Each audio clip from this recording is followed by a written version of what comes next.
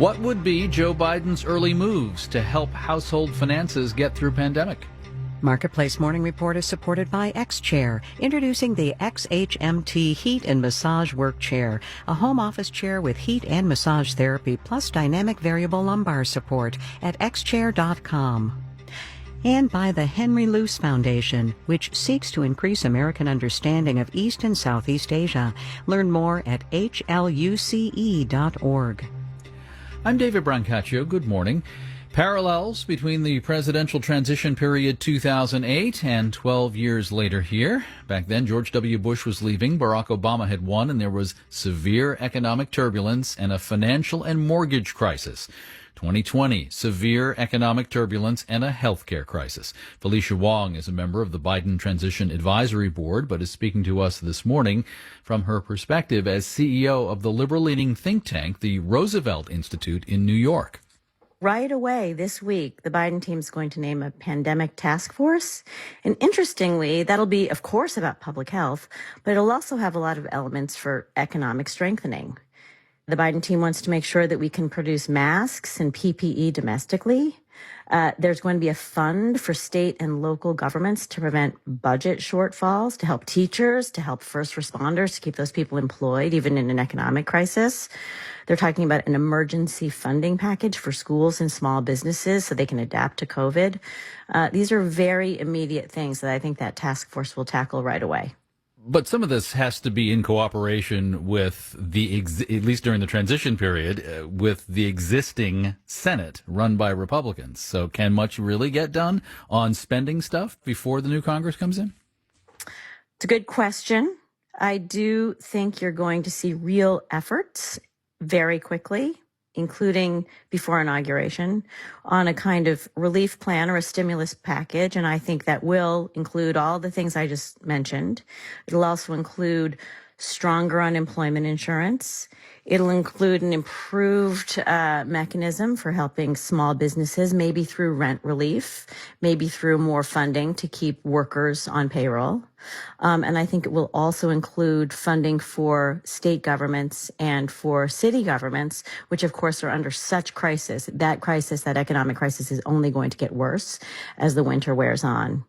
Now, whether Republicans are going to come through and actually do this with Democrats is an important political question, but I think they are definitely incentivized to do that now that they know who is going to be in charge in Washington.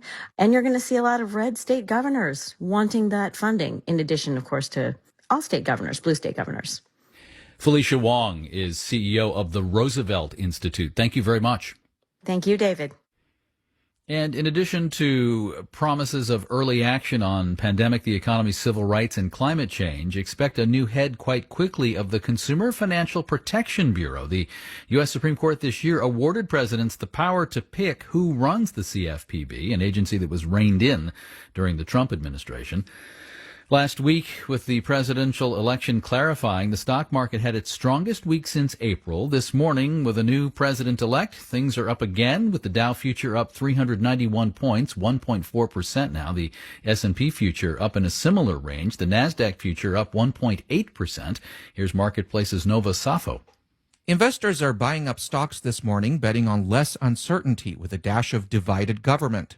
Here in the U.S., the election is over, and investors who were betting on a protracted post-election fight, which would have meant more market volatility, are rebalancing, helping fuel a rally. The likelihood of divided Congress remains high, which could make for more moderate policymaking, palatable to both sides of the aisle. Across the Atlantic, the hope is for a more predictable foreign policy and potentially better trade relations and fewer tariffs. And some global investors are buying up bank and industrial stocks hammered during the pandemic, but that may be poised for a rebound should a COVID vaccine come by the end of the year. I'm Nova Safo for Marketplace. Bond yields are up. The 10-year Treasury yield is up at 0.87%, still pretty low. London's FTSE stock index is up 1.6%. Hong Kong up 1.2%.